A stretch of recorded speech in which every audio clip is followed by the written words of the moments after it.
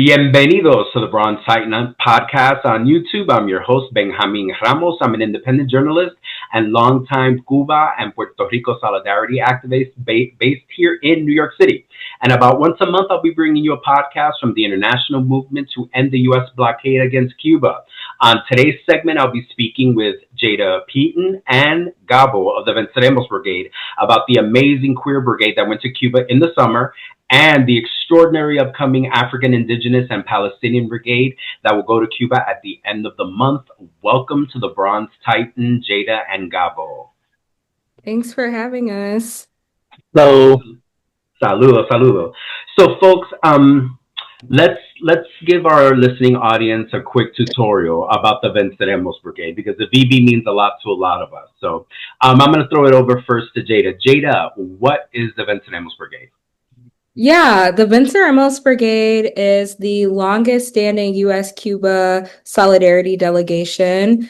It is a group of organizers, activists, and folks serious about ending U.S. imperialism, particularly as it relates to Cuba. So the Venceremos Brigade has been going to Cuba since 1969. And has done a history of travel challenges, as well as solidarity labor with the Cubans on the island, and really being clear about ending the U.S. blockade on Cuba, getting the U.S. off Guantanamo, which is occupied Cuban land, as well as getting Cuba off the state sponsors of terrorism list, and allowing for folks within the U.S. or the Imperial Corps to be able to move freely, because a big part of our legacy of travel to Cuba is being banned from traveling directly from the Imperial Corps to Cuba.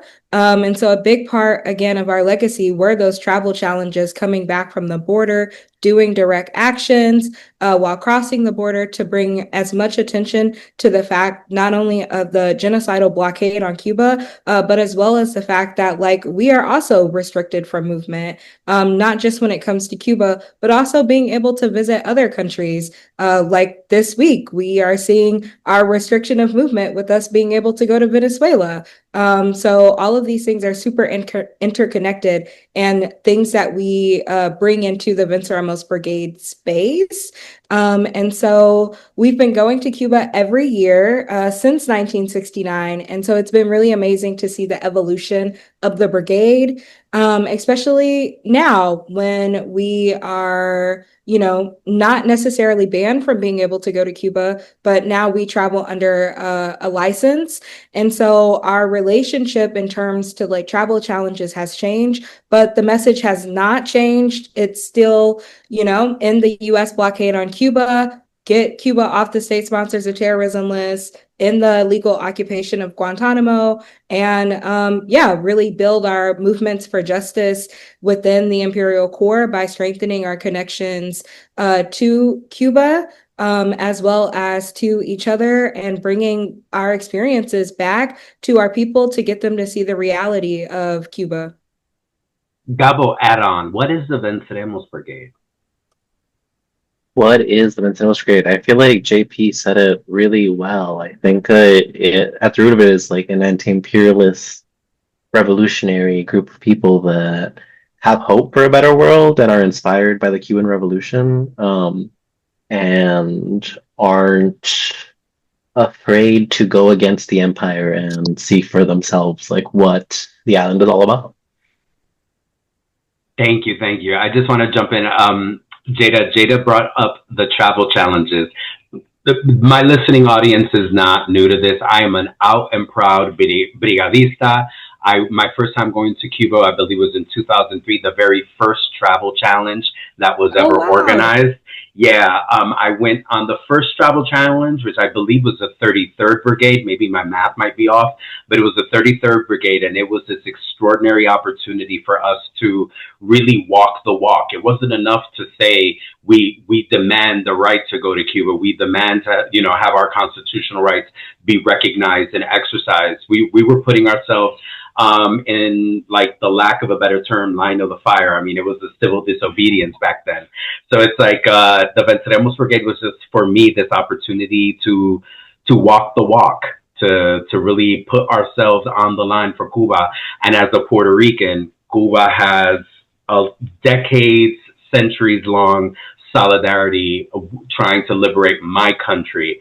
And it was Puerto Ricans and Cubans that were in exile in New York City that created the Puerto Rican flag and all that good stuff. So it was just this way of me like walking this walk and being a part of this, you know, resistance history that my people had been a part of for a really long time. And it was also just this beautiful opportunity to see what a revolution really is about. A lot of us walk around with all of the books that we've read that have enlightened us and raised our consciousness. And I actually got to go to a society where revolution was so intermixed within everything that they did, all within their civil society, that it was like you didn't have to go and be around like awkward leftists. You were there, and it was just this powerful. This is what revolution looks like, and it's calm, and it's livable, and it is what it is. Let's talk about. Okay, you guys know, lifelong brigadista, proud of the VB and everything the VB does. There was an amazing queer brigade that went in the summer. Gabo, tell us, why was it so important that a queer brigade go? I feel like the propaganda we hear against communism is that it's like against anything that's different. So it's against LGBTQ ideas, it's against religion. Basically, like everybody should be one person is the propaganda we hear in the United States. So to go with a group of queer individuals that were all individuals and like we were able to like be free about the island. And I think for a lot of us it was our first time on truly liberated land, and for us to like process that was way too gargantuan for us to even like comprehend. And I kept getting people asking me like, "Oh, are you going to be safe if you go to Cuba?" Like, I think specifically they're wondering about homophobia or like just any kind of hate crimes that I would be experiencing. But I actually felt so like the safest I felt in Cuba, and I know that there is like their own. Sorry, I lost my train of thought. In Cuba, they have like their own way of dealing with crime, and they were actually able to talk to us about what they're doing to like improve conditions for queer people in prisons and all these different aspects of democracy that we aren't thinking about in the United States. And it really opened my eyes to what fake values we present to queer people in the United States. That's like, these are symbols of your freedom, is the fact that you can buy this shirt that says like "Be gay, do crime" for $20 at Target, but you don't actually have any freedoms. And then one of the biggest reasons we went, sorry, I should have started with this, is the new family codes that Cuba just implemented, which like went through multiple levels of consulting with the people through democratic processes to make sure that everybody was accounted for. And these family codes ensure that everybody has freedoms and has rights to get justice when they've been wronged. I think that something that was really cool about them was that they base everything on like gender based, or one of the sections is gender based violence, and that includes LGBTQ rights, because if you are being hate crime because you are acting outside of your gender, how is that any different from like a hate crime just for existing? So just very cool to learn that communism is kind of queer and that it is outside of the norms that we are taught to think. And that is a T-shirt that used to be very popular. That was worn a lot in the '90s. Communism is queer. I don't know if you knew that. We need to bring it back. Yeah, we need to bring it back. Yes, I mean, I similarly, as an openly queer man, and I used to go to Cuba, and sometimes I used to want to challenge that. I used to be like, yeah, I'm queer, and ¿qué me va a pasar? What's gonna happen here? And how many of y'all are still dealing with your homophobia and your shit? And it was amazing because we would have these very powerful conversations that were very enlightening to myself. And I like to think, you know, giving a perspective to the Cubanos is also very powerful, you know, just so that we always remind our comrades in Cuba that, there's not even a monolith within the left. We all think in very different ways. Gabo, can I just ask a little bit more? How big was the brigade? Where did you guys go? What did you see? The brigade was 28 people, and the youngest was 16, and the oldest was 56. So we had a really good range of ages. And we went to like different parts of the island.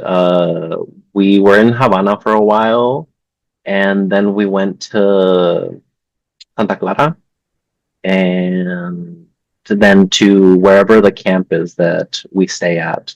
And we did some work at the camp, but we also were just meeting with different political, what would you call them, like elected officials and just people who work within the government, and hearing how their systems work. One of the, I think, most vital parts was when we would visit the medical facilities, and we learned there's just like no disparity across the island from like rural hospitals to city hospitals, which was mind blowing to hear. We went to a gynecology clinic where we learned about we met with their head researcher. He talked to us about what they're doing to combat infant mortality rate. I don't think our doctors even know what infant mortality rate means.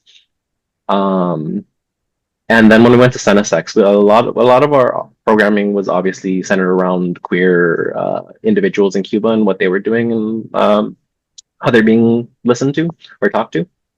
And at Senesex, we learned that there is like a committee of basically like a person representing most groups, and they like will have a they will consult with them before they actually implement laws, or like what can be fixed and how this actually would benefit the community. And we were asking them like, if homophobia is no longer a problem, why is this not integrated into your like already your systems? And they told us that basically it's because the queer people in the community told us that they feel more comfortable with us because we're queer, and like they just feel more listened to, so they just kept it. And that is crazy to think that they heard people saying that something was working and they listened to them and just like kept it. I think that's the highlights of the trip. We did get to hear the May 26th, or I always want to say it's in May, the July 26th celebration, which was very spiritually moving. There was a moment, to add on to what JP said about like connecting it to the solidarity movement around the world. We had a Palestinian brigadista with us, and when we were all chanting like porras for Colombia and like for all these like different Latin American countries, she started chanting for Free Palestine, and like the way the room was electric and everybody like started chanting, it felt like, I don't know, there was like spirits in that room, like we were all like fighting for the same thing. And to know that there was a room full of people from all over the world fighting towards the same cause, and that all of our causes are connected, was like, I hope I experience it again.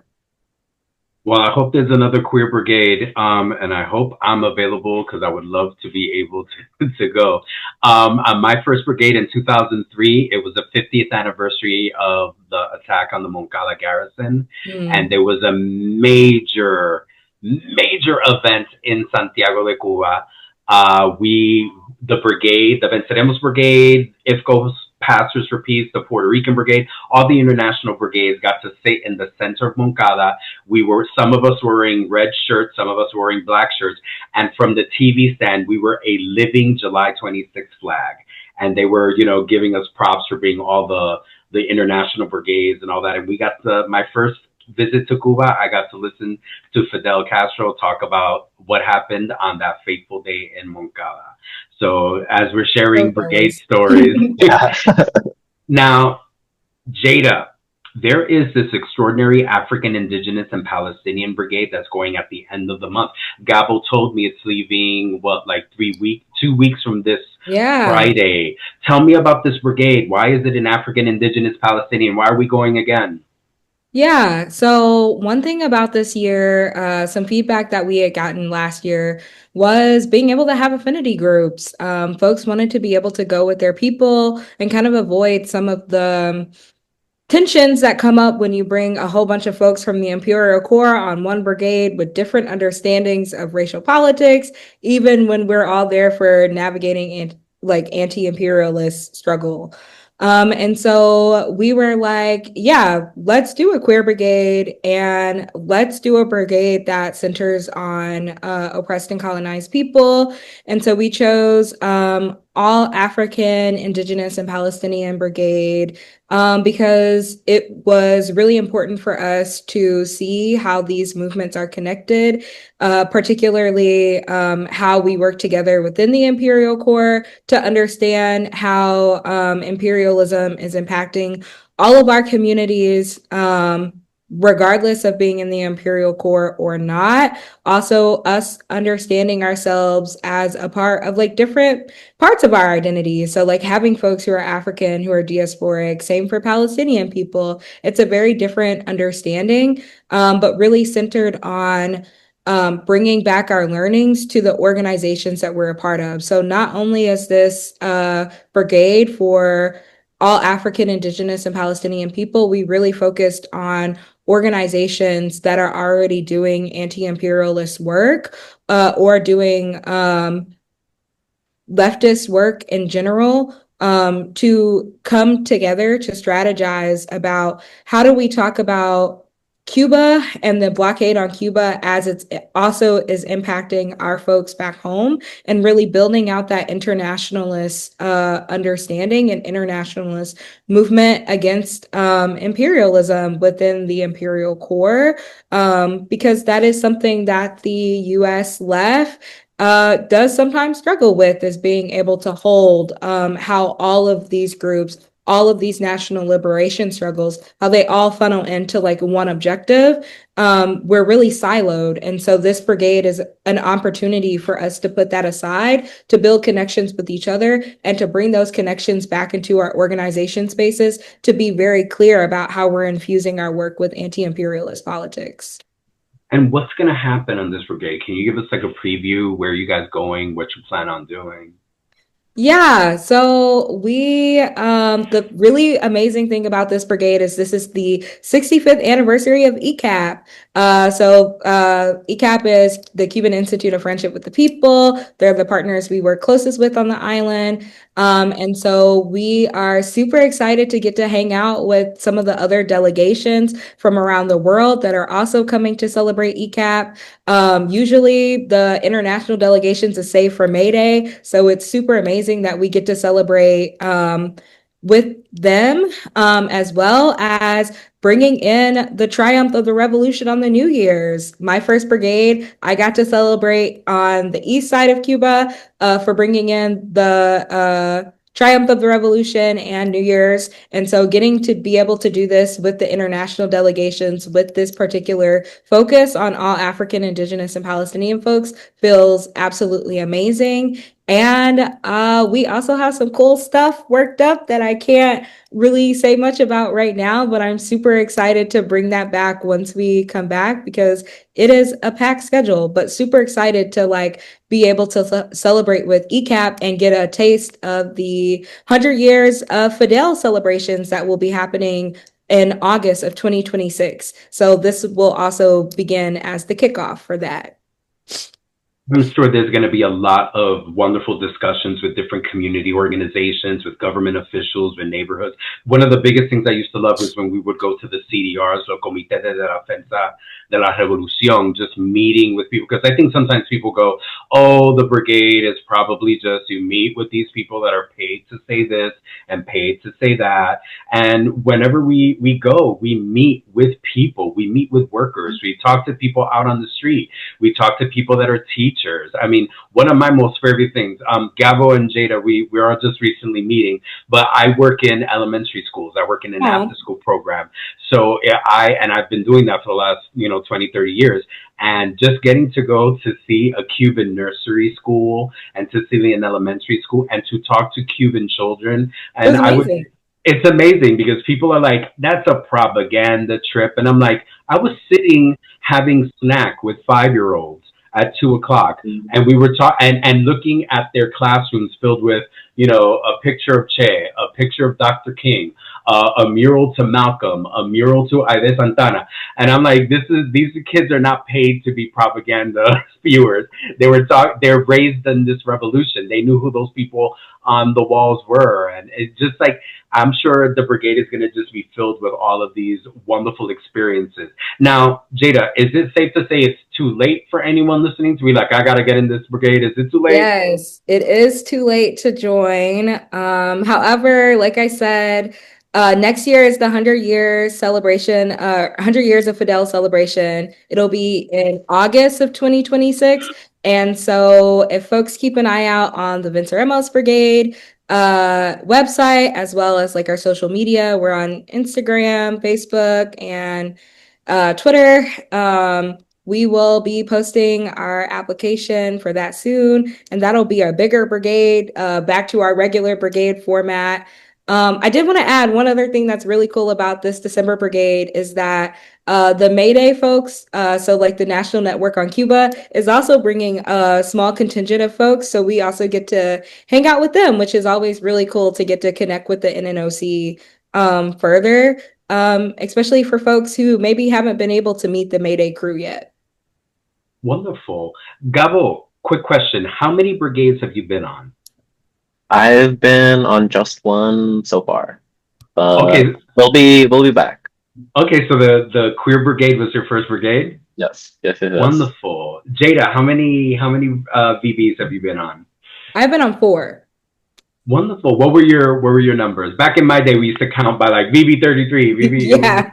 So I went on VB 51 and then VB 52, but VB 52, I was a responsable. So we also had a leadership trip to Cuba prior to VB 52. And then I've also gone on the Mayday Brigade. Wonderful. We keep going back. Jada, real quick, why do you keep going back? Why do you keep going back to Cuba? You saw Cuba once. Why do you need to keep going back? Yeah, so I have been in a lot of organizing spaces in my years here in St. Louis, and I felt downtrodden. I was demotivated. There's not really like a focus on anti-imperialist politics, international politics, or really anything outside of like Black liberal abolitionist politics. And so when I got the opportunity to go to Cuba, my first time again was VB 51. Going to Cuba reinvigorated my passion for organizing, why I'm in this for my people, being able to see the care that the Cuban people have for each other, the care that they had for us, being able to see what they have been able to do despite the blockade. Of course, everybody knows their medical system is amazing, but for me, it was really the clarity of which their people spoke and how they defend their revolution, particularly talking to the young folks. So I got to meet a lot of people who were in the Young Communist League. And that clarity from folks who were like 17, 18, 19 years old is something that I really wish that I could have been around, especially being here within the Imperial Core. And also being on the east side of the island. I got to be on the blackest side of Cuba's island. So being able to see that and seeing that it is possible for people who look like me, folks who are African, who have fought and won various different revolutions, who are living our lives diasporically, but still maintaining our connection to the continent, was also something that I was like, yeah, like I have to keep coming back, not just to gather information, but also to strengthen my relationships with people on the island and bring my folks with me. And so now I'm able to bring folks from St. Louis with me every time that I go, and to like keep infusing our movement here in St. Louis with that anti-imperialist politic, because folks know like Ferguson is a kicking point for St. Louis. That's the first thing that people bring up. And another big part of that movement that folks may not know about is also our connection to Palestine. So being able to like really round out the conversations of organizing here in St. Louis, of being like, yes, St. Louis, yes, to our Palestinian organizing here, but also bringing that international focus to Cuba and being like, not only is like another world possible, it's here and we're able to access it. And our folks that we need to be connected to in the Caribbean are benefiting from a socialist future. And that's also what we need to be working towards. So all of that really kind of kept me going back to Cuba. And I'm gonna keep going back and bringing my folks with me. Gabo, so you've been to Cuba one time on the Queer Brigade. If you go back to Cuba, can you tell me, are there any things you would like to see, any highlights that you would like to experience? Because I think one thing with us always going to Cuba is that we're learning so much, we're seeing so much, and it just inspires us to want to go and ask, oh, I didn't ask these 20 essential questions, but next time I go, I will. So if you get to go back again, Gabo, what are you asking? What do you want to see? I think I want to know more about their transformative justice practices just because I that's something that did like dawn on me on the trip of like this is a different way to approach harm reduction. And I think we were talking about it leading up to the brigade because we do a lot of work on how we're going to communicate with each other. And I thought it kind of frivolous because I didn't understand the point of it. But then once we were actually practicing it, I was like, oh, this is because none of us have done this in the United States before. We don't know how to forgive each other. So asking them how they are able to forgive, how they're able to like what needs to be done in order to absolve those sins or to like move past them and like move forward. Especially being on the queer brigade out, we're asking what we were talking to queer people and asking them what it was like being queer growing up in the 80s or like during Stalinism as they call it. And so many of them had the capacity to hold like that the revolution had made mistakes in the past because the revolution is human, but that they did work towards fixing it. And it was like, I don't know, they still love their island and the people, and that is like it at the end of the day. They still love each other. And they did what they had to do to keep the revolution going. And I thought that was very inspiring because I don't think that a lot of people are able to hold contradictions in the United States. Like the second something goes against their thought, it breaks their brain. And I would love to be able to have the conversations I had in Cuba here in the United States. I love that. I love the way you phrased it because I think sometimes even we as leftist people, those of us that identify as socialists or revolutionaries or Marxists, sometimes when some folks have gone to Cuba and they haven't seen some type of mentality that they have of what a socialist utopia is supposed to be, they start breaking down and feeling like this isn't what it was supposed to be. This isn't what I thought it was. And a lot of us have these conversations like, if you thought you were going to utopia, then that was your first problem. You're not going to utopia. The Cubans are the first ones to say, we are not perfect. We make mistakes. We are going to make mistakes. We're rectifying mistakes. So it's like, again, kind of having leftists look at this very powerful humanity that is in growth and revolution. I mean, again, it's la batalla de las ideas, the battle of ideas, and the way Cubans thought 20 years ago is not what they think now, and won't be what they think in 20 more years. So it's always that constant conversation, and how do you see and how do you feel, and what it's like to be someone who comes from capitalism to talk to someone who comes from socialism, and why do we think so differently? Why don't we agree on certain things? And it's just it is this thing, this incredible experience to just have. I sometimes used to think some of the conversations we had as brigadistas, sometimes are just as enlightening and sometimes even more enlightening amongst ourselves, because we got to say, oh, wait a minute, this isn't this. I thought revolution was supposed to look like this. Why isn't everyone vegan in this revolution? Because veganism is revolution. Why isn't everyone talking about race every day? Why isn't everyone talking about anti-imperialism every day? And it's like, well, because they live in a society where some of that is so ingrained in a different way. So that all of us with our leftist, what is it, our leftist entitlement and our leftist lens that things have to be this way. So it's very powerful to go and have your world shaken up a little bit like that. I always said Cuba is like a snow globe. You shake it up and all these ideas are running in so many different directions. But all right. So, oh my God. First of all, just Jada, Gabo, just talking. It's such an honor. I love meeting my Brigadista siblings. Thank you so much for all of this. Let's do a quick commercial. Jada, Gabo, where can we get more info for those people who are listening right now and saying, okay, I gotta go in 2026. I gotta go on one of these affinity brigades, or I gotta go in August. I need information. Where do they go? Gabo, Jada, tell me, where do we go? Yeah, so we have a website. It is VB the number four, so actually the number four, Cuba.com. So they can go there, as well as at VB4Cuba on Instagram, Facebook, and Twitter. We drop our applications there. So that's primarily where folks are able to keep up with us and be in touch for the next brigades. But also, again, if you are able to make that 100 years of Fidel celebration in August of 2026, the May Day Brigade is always accepting applicants. They go at the end of April to the beginning of May to celebrate May Day, and you can find out more information on them at the nnoc.org. And so that's the National Network on Cuba. They run that brigade, and we also have a small group of people who usually end up going on the May Day Brigade too.